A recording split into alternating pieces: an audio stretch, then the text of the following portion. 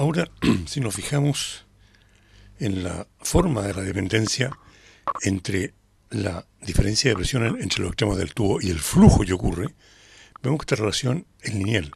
Y esto nos recuerda mucho a la relación que observábamos en un conductor eléctrico entre la diferencia de potencial que causaba una corriente y la corriente misma. O sea, si yo reemplazo acá en vez de delta V y acá en vez de flujo corriente, tengo relaciones que son muy parecidas a esta, y las distintas rectas reflejan simplemente distintas conductores de distintas resistencias.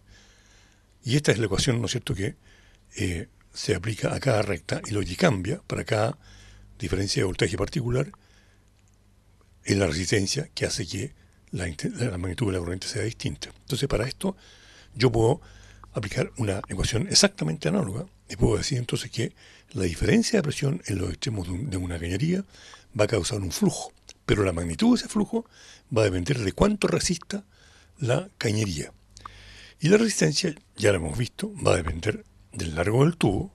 Mientras más largo, menor el flujo, más resistencia, y depende del radio del tubo. Mientras mayor el radio del tubo, mayor el flujo, menos resistencia. Entonces podemos escribir esto.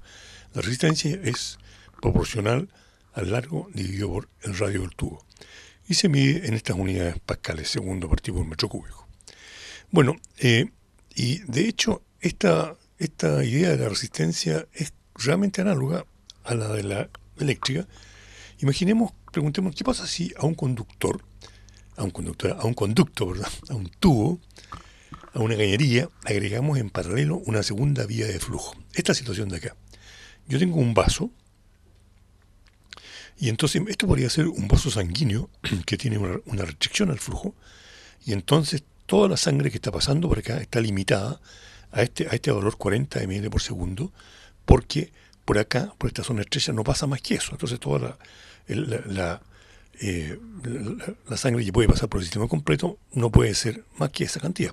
Esto es exactamente análogo a lo que pasa en una resistencia, ¿no es cierto? Si yo tengo un conductor perfecto y aquí tengo una resistencia, bueno, el valor total de la corriente que fluya va a estar determinado solamente por la resistencia misma. Bueno, ¿qué pasa entonces si yo hago un bypass y conecto un segundo conducto y a uno de los puntos unidos? Esta situación de acá. Entonces por abajo voy a tener que van a estar pasando 40 ml por segundo, como inicialmente, y por arriba también. El resultado neto es que por estos conductos iniciales y finales va a pasar ahora 80 ml por segundo. En otras palabras, el flujo aumentó. En otras palabras, la resistencia se redujo. Y efectivamente, lo que reduce, lo que cambia la resistencia, es esta ecuación de acá, que es exactamente análoga a lo que veíamos en la electricidad. Muy bien, y ahora podríamos preguntarnos, porque sabemos que podemos imaginar entonces el flujo a través de un tubo, como imaginábamos un poco a la corriente por un conductor, y en los conductores eléctricos resulta que la resistencia depende de la naturaleza del conductor. No es lo mismo que con el cobre, que el fierro o que el carbono. Entonces, ¿de qué manera influye? Sabemos que el flujo es influido por el diámetro del tubo, por el largo del tubo, pero ¿de qué manera influye la naturaleza del fluido en la magnitud del flujo? Eso es lo que vamos a ver ahora. Bien, aquí estamos viendo el mismo simulador anterior, solo que estamos usando ahora esta pestaña, la de flujo. Y entonces acá tenemos un tubo por donde fluye un fluido, que podría ser agua, con estas pelotitas rojas, que podríamos imaginar que son glóbulos rojos. Y entonces este simulador nos permite hacer toda clase de cosas, pero yo voy a hacer algo muy simple, que no es. Ahí tenemos el flujo fluyendo, y entonces imaginemos que yo aquí lanzo simultáneamente una serie de puntitos, y pasa esto. Vemos que se deslizan todos de la misma manera. ¿Okay? O sea, la velocidad, en otras palabras, del flujo en cada punto de la cañería es exactamente la misma. Y esto es lo que pasa cuando yo tengo un fluido que no es real, un fluido que llamamos ideal, se comporta de esta manera. Las velocidades, suponemos nosotros, las velocidades son exactamente las mismas en todas partes. Pero ahora voy a poner un flujo real. Entonces voy a imaginar que tenemos fricción como hay en todas partes. ¿Okay? Fíjense acá, no vemos que haya mucha diferencia, pero miren lo que pasa. Yo agrego esto y ocurre esto.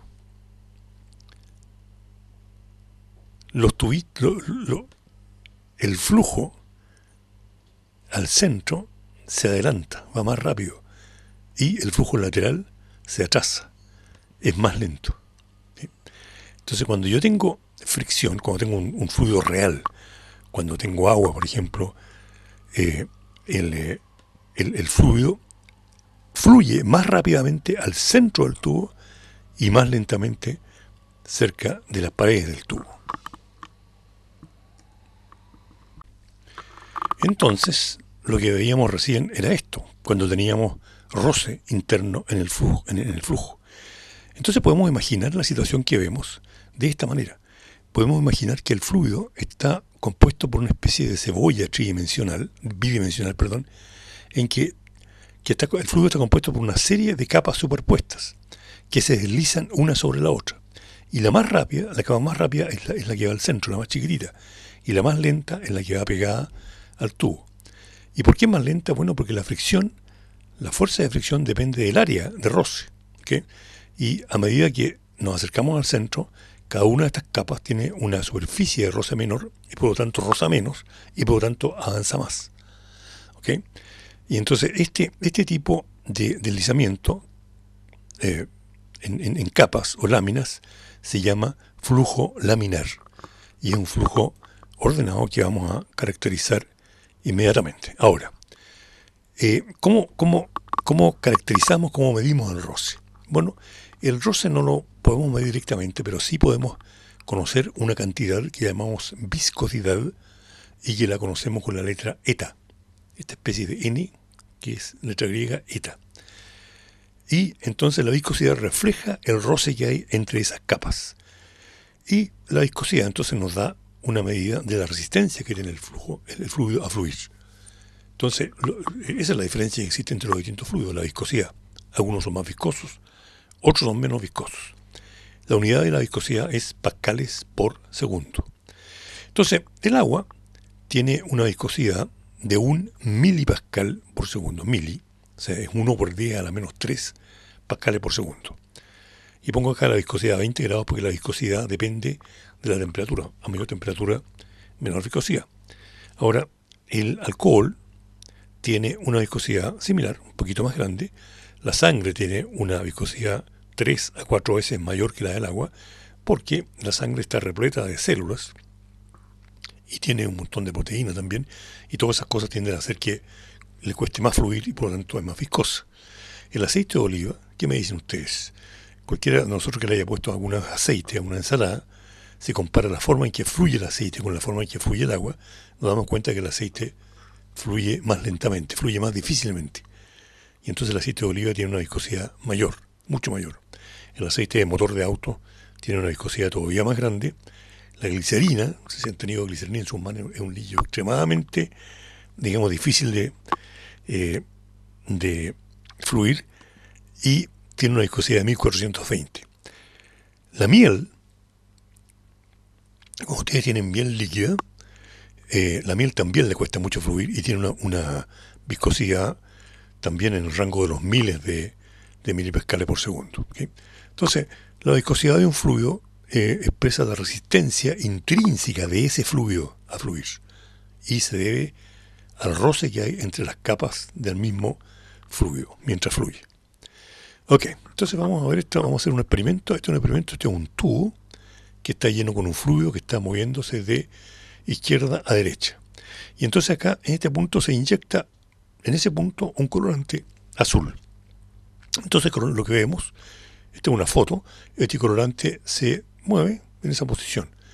Y es interesante porque se queda ahí donde fue inyectado, no se desplaza.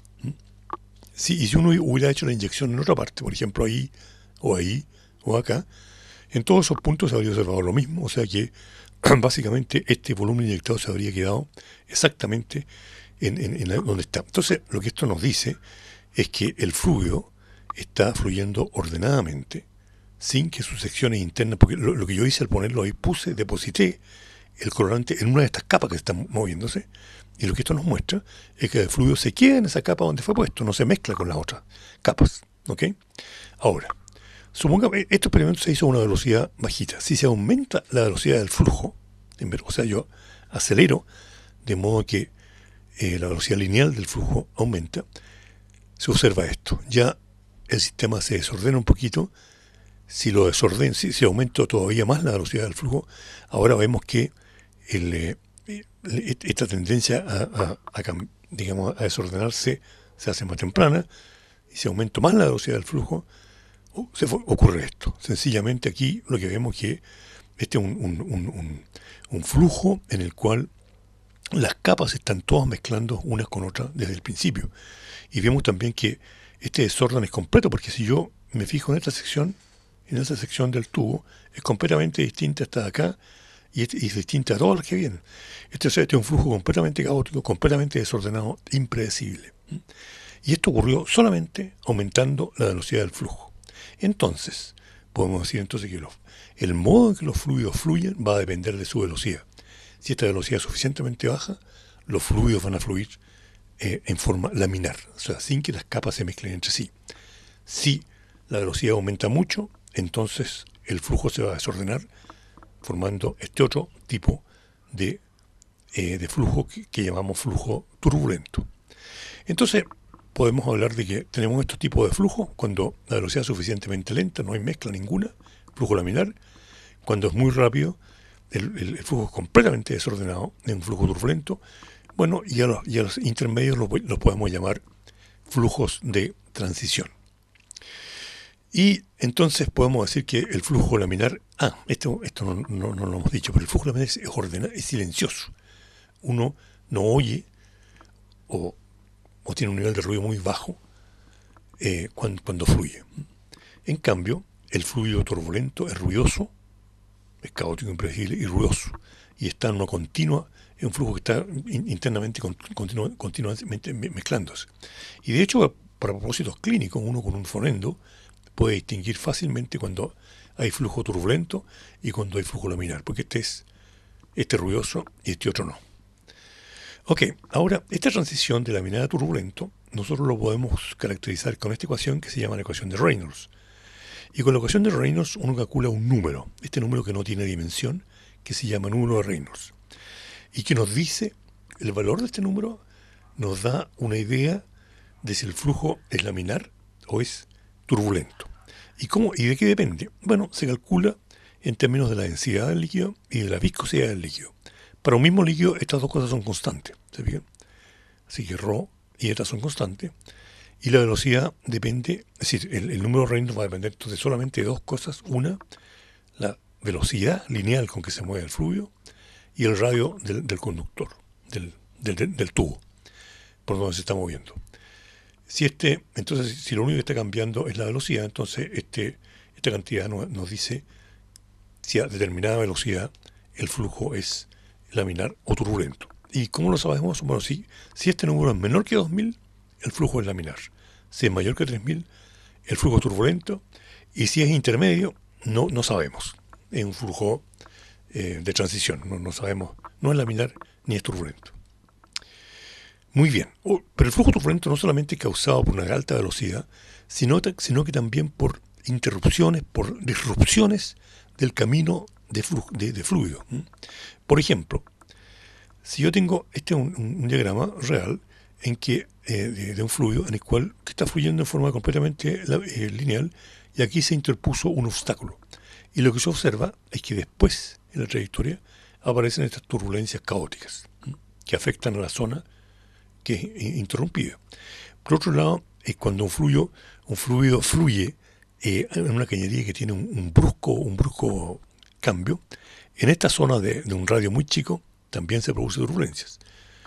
Cuando un fluido laminar fluye a través de una zona muy estrecha, la velocidad aumenta, entonces en esa parte se va a producir un flujo turbulento.